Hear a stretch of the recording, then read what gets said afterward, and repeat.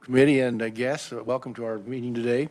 What we're going to be doing is post audit is going to be giving us an update on the audit that was done. But first, we have noticed the first item is February 21st of minutes. I need a motion to approve those, and then we'll go forward. So, motion is made by Senator Ware, seconded by Senator Fagg to accept the minutes. Any discussion? Seeing none, all in favor say aye. Aye. Opposed, same sign. Minutes are approved. All right, then, folks, we're going to continue on. Start up with Heather Zimmerman on to begin with, and we have Orrin Farrell will be on WebEx in case you have some. Feel free to. Oral, can you hear us? Well, just chime in whenever you get a chance. Okay. Yes, thank you. Okay, good. That's to make sure we had access there. All right, Heather, welcome to the committee. Good morning, committee. Actually, it's Heidi Zimmerman, and I am a principal auditor at Legislative Post Audit. Incorrect. That's okay, not a problem. All right, so I'm here to talk to you today about groundwater management districts. This audit was recently released just a few weeks ago to the Post Audit Committee.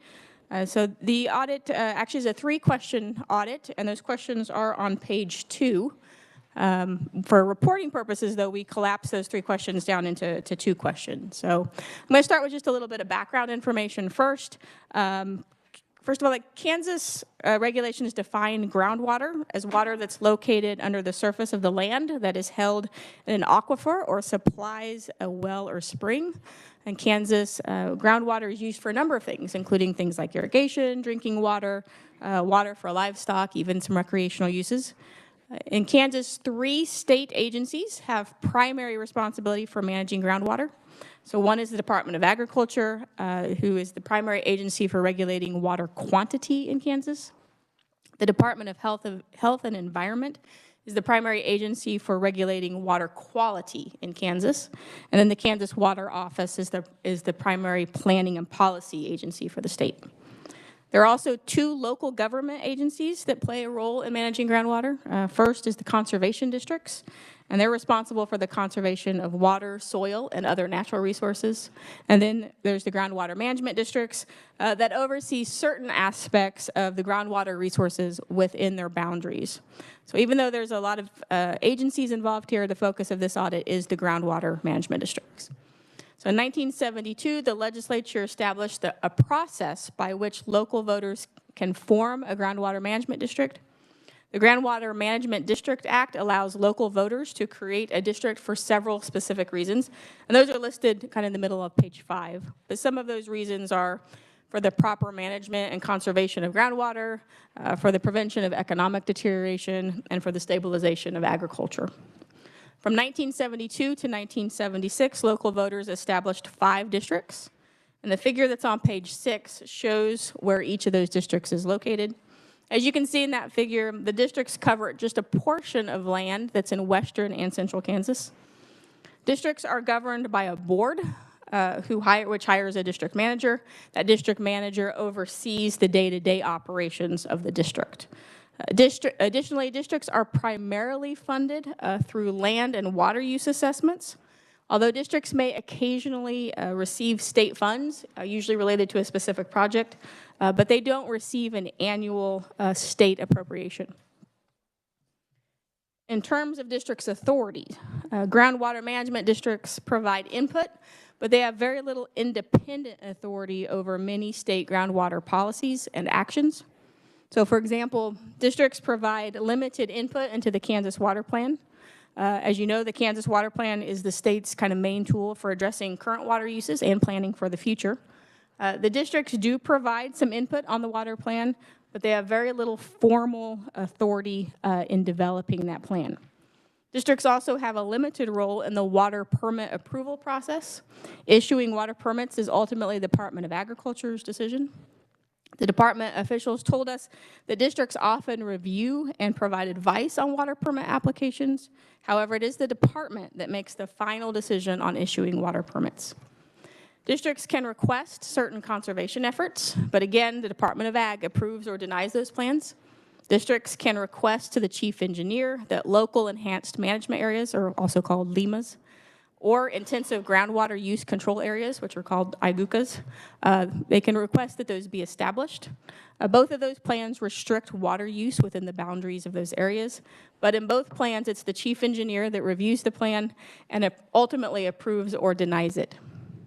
We also reviewed state statute to determine what districts can do and what they must do. So first of all, statute lays out a number of activities that districts can do. So that includes things like they can acquire land, they can conduct research, they can install meters, they can recommend rules and regs to the Department of Agriculture. They can also recommend regs that apply specifically to their district. However, state law only requires that groundwater districts do just a few things. So first, each district must have a management program approved by the Department of Agriculture. A management program is a written document that typically describes the district. It outlines any areas of concern, and then it defines the programs the district will implement and operate to address those concerns. The district's board must review that management program annually. The district must also hold an annual meeting to elect board members, to report on the activities of the district, and then to adopt a budget. And then if the district levies a charge on local water users, they must submit a budget for a public hearing, as well as do a few other related tasks. So we reviewed the groundwater management programs for all 5 districts to determine if they complied with state statute. All 5 districts had a management program approved by the Department of Agriculture as state law requires. However, not all the districts reviewed the management program annually as required by state law. So for 2 districts, Districts 1 and District 5, we did not find any evidence that their board reviewed the management program in either 2020 or in 2021. We also looked at how often districts revise their management programs. Now, here's where it gets a little tricky here. State law, though, doesn't require them to revise their plan on any particular timetable. Statute requires them to review annually, but does not require them to revise on any particular timetable. But we did look over the last 30 years to see how often those plans, though, were revised. And what we found was that they are revised very infrequently. If you look on page 9, that figure shows when each district has revised their management program over the last 30 years. And as you can see, District 2 has not revised their management program since 1995, although they told us they are currently working on a revision. Additionally, districts do not have adequate formal written policies that direct when or how they will revise their management programs. We also reviewed districts' management programs and talked with the district managers to determine what programs each district operates. Districts currently operate a wide variety of programs, and the figure 3, which is on page 10, shows the programs the districts currently operate. As you can see in that figure, most districts offer programs related to data collection, research, and public education. Districts have a great deal of discretion in determining which programs that they will operate, so long as they do not conflict with state law. The programs that districts operate also appear reasonable for the purposes of a groundwater management district. The statutory purposes of the district are broad, and they mostly relate to things like managing groundwater to support ag and to support the economy.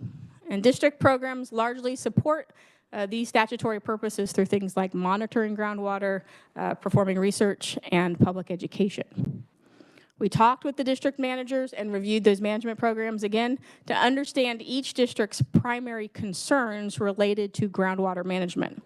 We compared the programs the districts operate to their areas of concern to determine whether they had programs that addressed their concerns.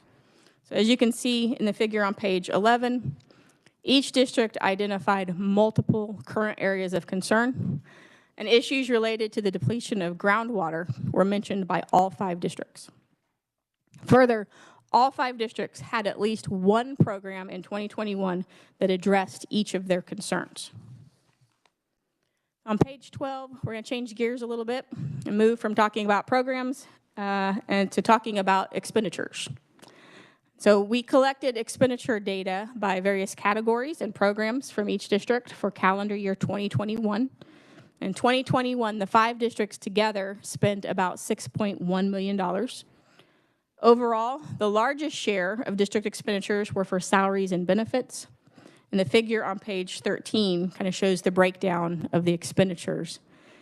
So you can see that 41% of district expenditures were for salaries and benefits. About 21% were for professional services, and that includes things like accountants, lawyers, consultants, lobbyists. 14% of district expenditures went towards administrative costs. That includes things like rent, utilities, office supplies. And then 24% of expenditures were for other types of expenses. And those largely included expenses associated with grants and nonprofit foundations. We also looked at expenditures by area of concern. We found, though, that districts do not maintain their expenditure data in a way that allowed us to easily assess that. So as a result, we had to estimate how much each district spent on their areas of concern. We estimated that the majority of each district's expenditures were for programs that addressed an area of concern. So the figure on page 14 shows that percentage for each district. Additionally, all of the districts spent at least 50% of their expenditures on programs that addressed water quantity concerns. Districts have a significant discretion, again, in how they spend their funds. Statute does not require them to fund any specific program or fund any specific activity. So last, we're going to talk about program effectiveness. Starts on page 16. We reviewed water level data to understand current conditions within each district. And we used data that was provided by the Kansas Geological Survey. We compared groundwater measurements taken in 2012 to measurements taken in 2022. And that data showed that 3 of the 5 districts had overall declines in groundwater levels over the last 10 years. Districts 2 and 5, though, in central Kansas have had slight increases. And figure 8, which is on page 17, shows how water levels have changed over the last 10 years in the districts. We also look to determine the effectiveness of district programs intended to address those water quantity concerns. However, due to time, data, and expertise limitations, we were unable to determine whether district programs effectively address those concerns.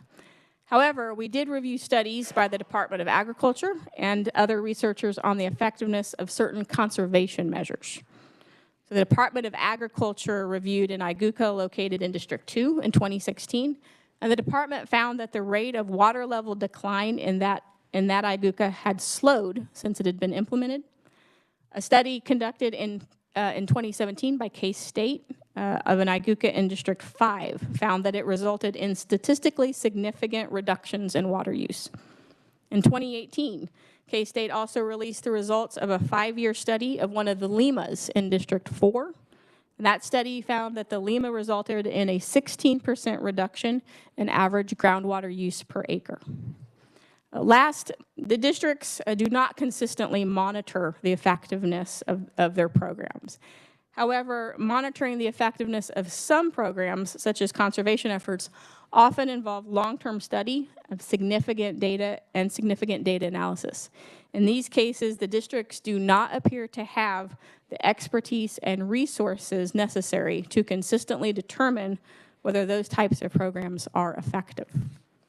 We did make 2 recommendations in this audit. Those are on page 20.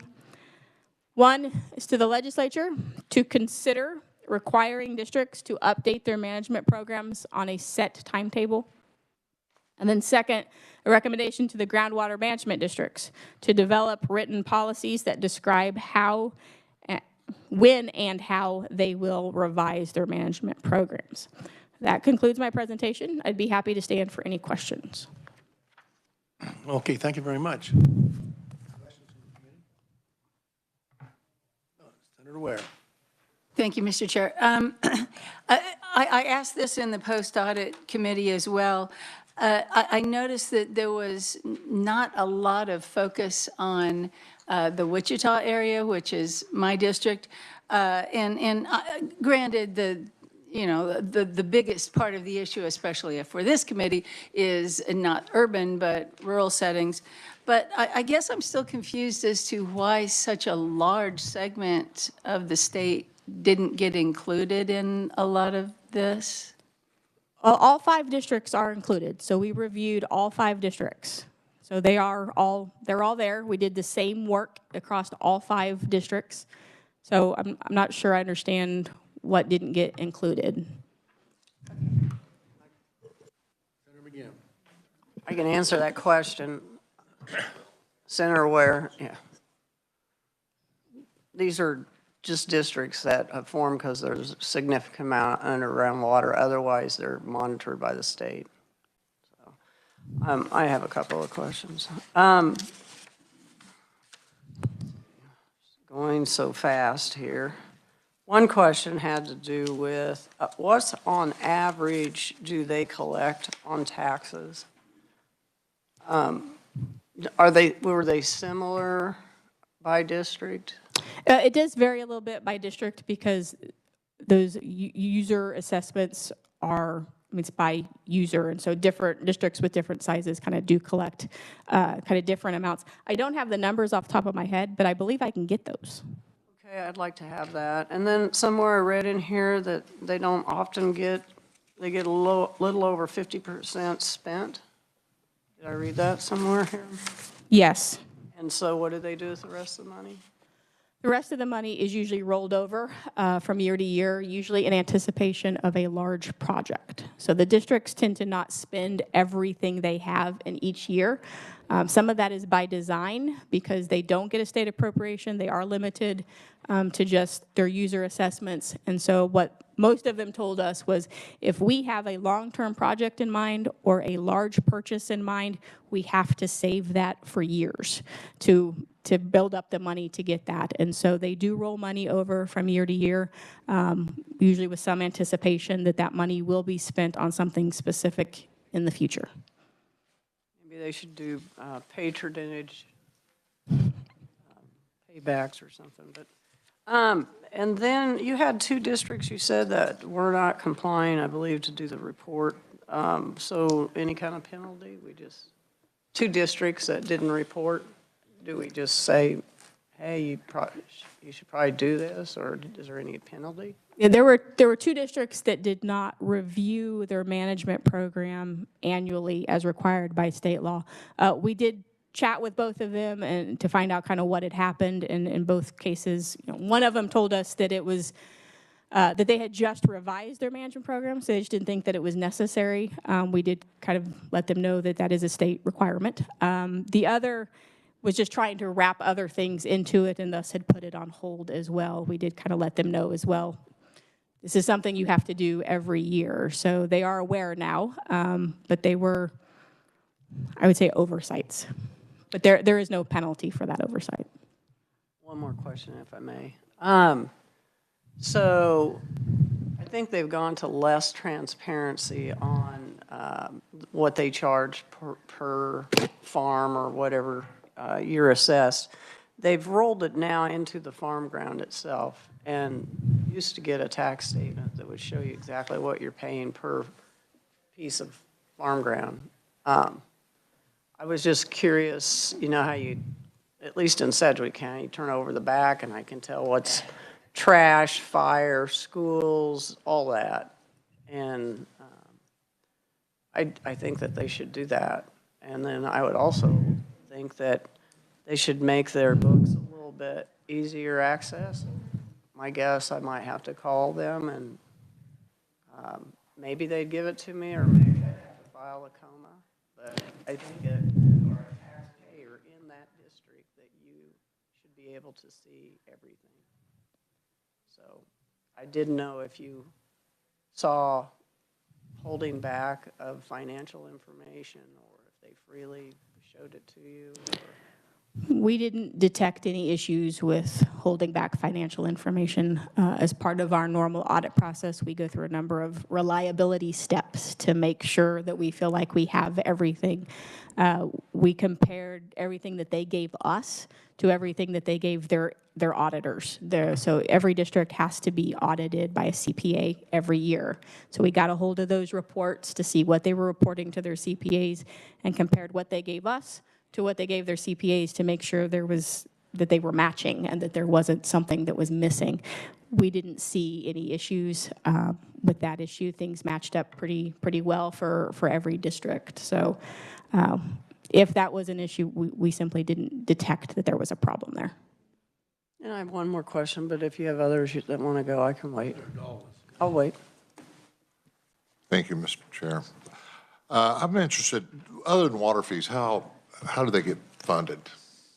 It's pretty much through water and land use assessments. There's also some federal money out there. Some of the districts get a little bit of federal money. One district has some kind of, I guess what I would call pass-through dollars. I think they were related to the Colorado settlement. They get a chunk of money that actually comes to the state, then the state kind of passes it on to that district to administer those funds. There's a little bit of state money out there as well for specific projects, but the bulk of their money is from those land and water use assessments. One more quick. District 5, they bought land for $2 million. That's quite a lot of land. And they did it to monitoring wells. That's obvious, that's what it says here. What do they do with that land other than monitor wells? Do they rent it? Do they cash rent it? And if they cash rent it, where does that money go? Or what do they do with that ground? I think their plan is to sell it at some point. They were establishing wells for some monitoring and for some research. They told us that their intention at some point would be to sell it off. How long have they had it then? I believe they bought it in 2021, so they haven't been sitting on it for very long. So And they plan to sell it? they told us within a couple of years. Oh, okay, thanks.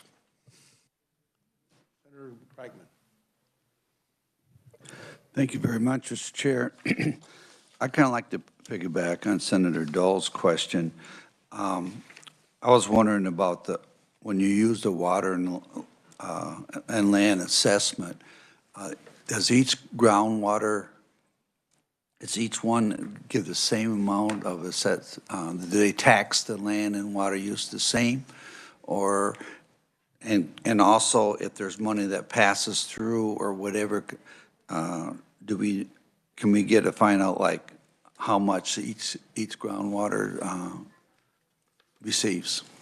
We didn't look specifically at what each district's assessment was, so I can't answer that part of it. I do believe, though, that the assessments are capped in statute. So whatever they are in statute, of course, they shouldn't be exceeding that. But we just didn't look at the differences. So we do have some information on revenues and what was assessment, what was federal, what was maybe some state money. We do have some information on that, and I don't have it off the top of my head, but I can provide a little more information on where their money is coming from. Yes. Thank you, Mr. Chairman, and thank you for your presentation. On page 10, it talks about cathodic protection. Boreholes are used to prevent corrosion of underground metallic equipment. I see District 2 and District 5's got a mark, the other three don't. I just wondered why that would be important in some areas and not in others. Just wondered if you'd comment on that. I don't know specifically for those things. It may have to do with oil and gas drilling, though. But I do know that districts provide programs they operate programs based on what the needs are in their district, and so it may be that that's important in those districts and just isn't a significant concern in the others. Thank you, Mr. Chairman. On page 18, you mentioned this. This is the first time we've seen this report, so the thing that I'm sure with you about the districts do not consistently monitor the effectiveness of their programs. That hits me kind of funny with the idea you got a program, if you don't know how effective it is, I have a problem with that. So you think we've addressed that kind of thing, or have we just pointed it out, putting it back to the districts and have them come up with the answers of what they're going to do about that? I think it depends a little bit on the program. So I think there are programs that would be reasonably easy to assess effectiveness. Things like, public education, that sort of thing, perhaps could be assessed by simply surveying or asking, is this helpful? There are other programs, though, that get a little more tricky. If we're wanting to look at how effective is this conservation measure, how effective is this quality, this thing we're doing to improve quality, that can get a little more difficult. And that's because there are a lot of programs being offered. So you have districts, they're each operating a variety of programs. There's other state agencies that are also operating programs on top of that, and isolating the effect of just a single program in an environment where many programs are being operated can be quite difficult. That's not an entirely easy task. The other, of course, you've got environmental concerns that can affect different things as well. And so to really assess how effective, say, a conservation program is, it's going to probably take some time. It's going to be a long-term look, and it's going to require some resources that we're not confident that the districts currently have in place.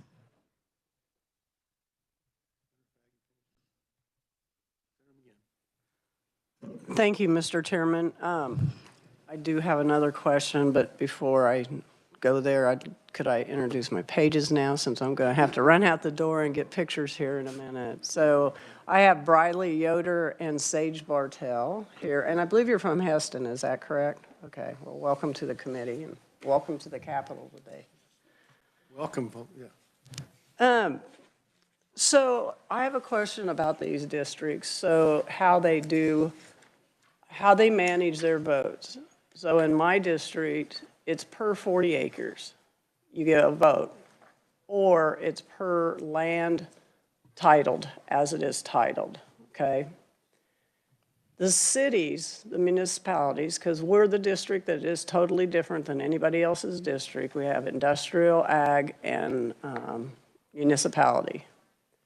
If everyone showed up as a municipality to vote that year, and the farmers show up, a municipality would never have a chance, and this has happened, never have a chance to serve on that board, and they have a large vested interest in that. I know other districts don't look like ours, but do they have the same kind of a 40-acre calculation, or do they do something else? We didn't get into how the boards were put together and how the voting worked in each district. What I can tell you, though, is that statute defines what an eligible voter is in a district. And so I believe it has to do with you have to be a landowner. You have to own, I think it's 40 acres. You have to use at least, I think, one foot of groundwater per year as well. So the rules for who is a voter is established by the statute, not necessarily by the districts. Okay, I could probably look that up, but if you happen to find it for me, would you email me that statute, please? Yes. Thank you, Mr. Chairman. Senator Dahl, yeah. Thank you, Mr. Chairman. They bought the land, they sold land for $2 million. Where does that $2 million go when they get it back? That money would just be part of their revenue stream for that year, whatever year they sold it. I don't know if they have any plans for what they plan to do with that money. When a farmer gets fined for overpumping, and he gives a check, an early check because he's going to overpump the next day, who gets what fine money? I don't know if the fines are collected by the groundwater districts or by the Department of Agriculture. Just a little out of the scope of the audit.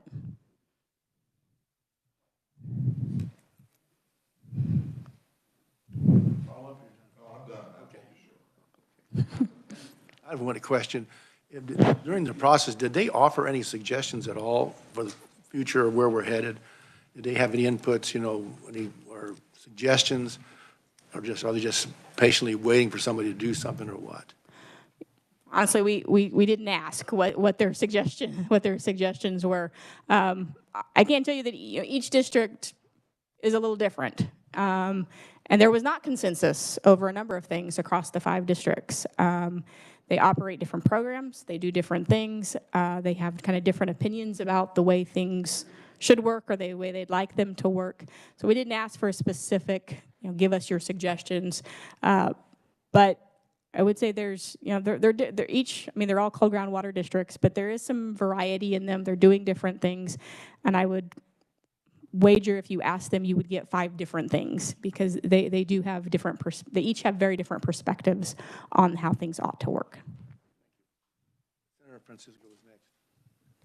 Thank you, Mr. Chair.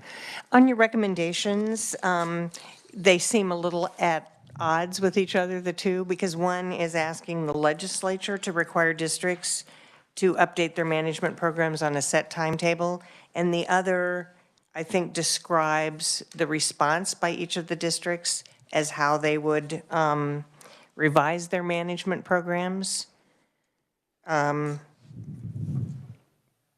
I mean, they're saying how we will revise and we plan to further develop. I'm assuming that's the groundwater district that's speaking. Yes, there's 2 separate things. One is the legislature to consider requiring districts to update them on a specific timetable. The second recommendation was directed to the groundwater districts, asking them or recommending that they develop written policies that describe when and how they will revise their management program, because we didn't see that they had any written policies and procedures for that. What you're seeing after that is the district's response to that specific recommendation. Thank you, Mr. Chair. So I would be interested in, before the legislature sets a timetable, having that information back from the individual districts if they are all looking at updating their policies and setting a time frame. Senator Fagg. Thank you, Mr. Chairman. On page 7, and you had mentioned this, each district must have a management program approved by the Department of Agriculture chief engineer. So my question to you is that when the chief engineer looks at that, does he just write and say, we approve? Or does he sit down, look at it, and maybe make suggestions on areas they might have missed or where they could improve? I just wonder how much he plays a part in that since he's the chief engineer. We did talk to both the districts and to the chief engineer a little bit about this process, and it can be a very lengthy process.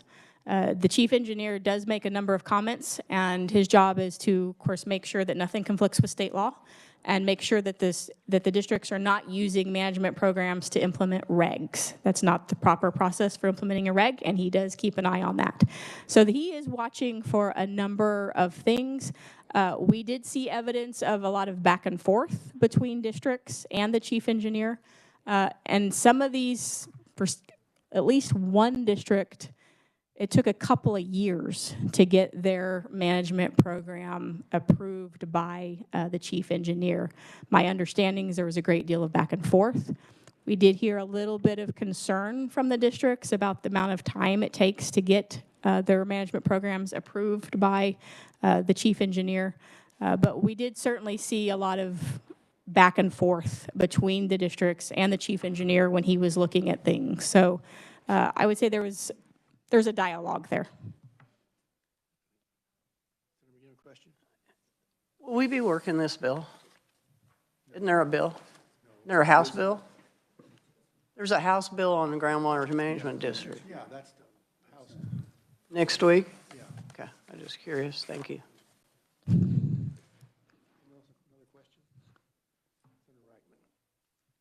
I want to excuse myself too, for we have pages out there waiting. So thank you very much. Sure. Appreciate all the information you provided today. So thank you. Thank you, Mr. Chair, and The vice chair will take over, and you're in good shape. have fun and smile a lot.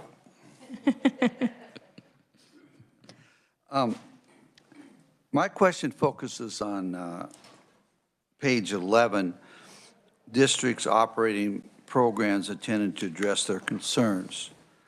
And I'm kind of focusing on District 3 because that's the area where I live in. And one of the questions that jumped out is establishing alternative sources of water. And they got a little check mark there or a dot there, and the other ones do not. Could you explain that to me, what they're talking about? In that case, the district told us that first of all, they had a concern about establishing alternate sources of water, and then we also saw that they had a program in place to start addressing that. So that's why they have the dot there.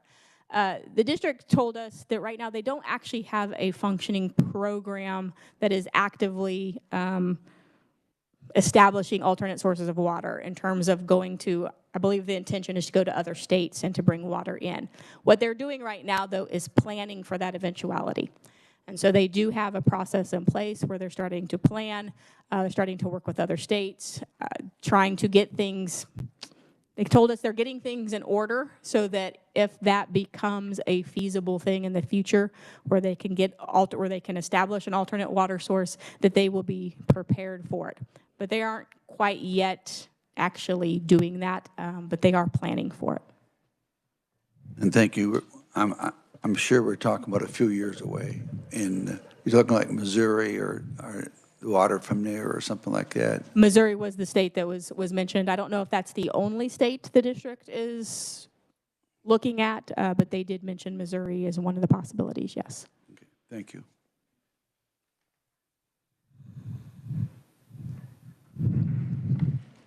Senator Francisco. Thank you, Mr. Vice Chair. So I'm going to go back to this recommendation of the legislature should consider requiring districts to update their management plans, and tell me how that differs from the current state law that says the district board must review the management program annually, so that's a timetable, and reaffirm its adoption or proposed revisions. So what would we establish in a timetable other than annually, or? So there's a difference between reviewing and revising. So when the boards review their management programs annually, which is what they are required to do, they're going through that, they're taking a look at it, making sure it still meets the needs of the districts. And if they believe a change is in order for whatever that reason, then it goes to the revision process, and then they can revise at that time. So review and revision are not quite the same thing. So while we do see at least 3 of the districts reviewing on an annual basis, they are not revising those management programs very often. In one case, like I said, District 2 hasn't revised since 1995. So they're essentially operating off a management program that was done quite a long time ago now, and may or may not meet the needs of the district currently. And so the purpose of that recommendation was to get those districts to not just review, but revise those management plans on a set timetable that would be set by the legislature, that would keep those management programs up to date and a little more current than every 30 years, because we did have concerns that if they're only doing that every few decades, that they are simply no longer meeting the needs of that district. And so we also saw in other states that other states require a revision on a set timetable. A couple of other states, it was 5 years. They're required to revise every 5 years. And so that's kind of what the purpose of that recommendation was.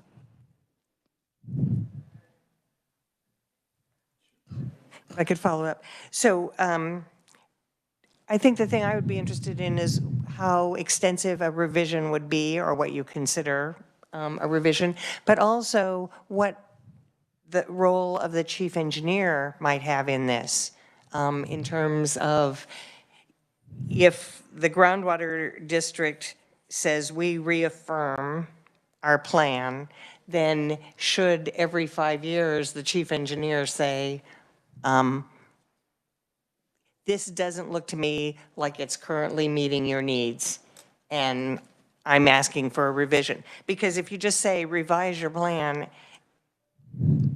every 5 years, whether you need it or not, that seems less appropriate to me than someone saying, here's what's working or not working in the plan.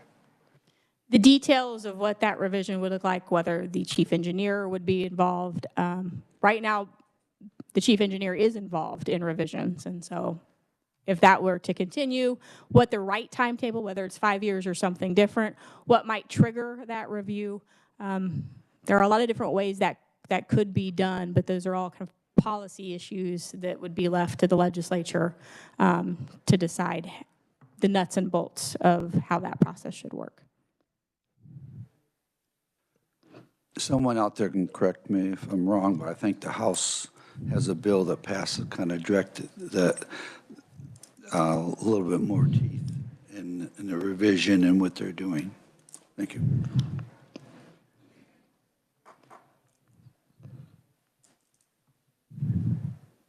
Any other questions? Anybody else? No, go ahead, Senator Begg. Thank you, Mr. Vice Chairman. I'm kind of, just wanting to make a statement on what Senator Francisco said there. Their review and revise, a lot of times can happen at the same time. I mean, you're reviewing for a reason and probably making, I could see where those could kind of relate to each other. But then if the districts don't consistently monitor the effectiveness of their programs, you know, that's probably your first problem you start with. So that's just a comment I wanted to make about that. Thank you.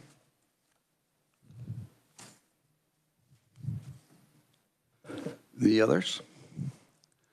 Well, thank you for the report. It gives us something to look at anyway. Thank you very much. And you all have a good day. Bye.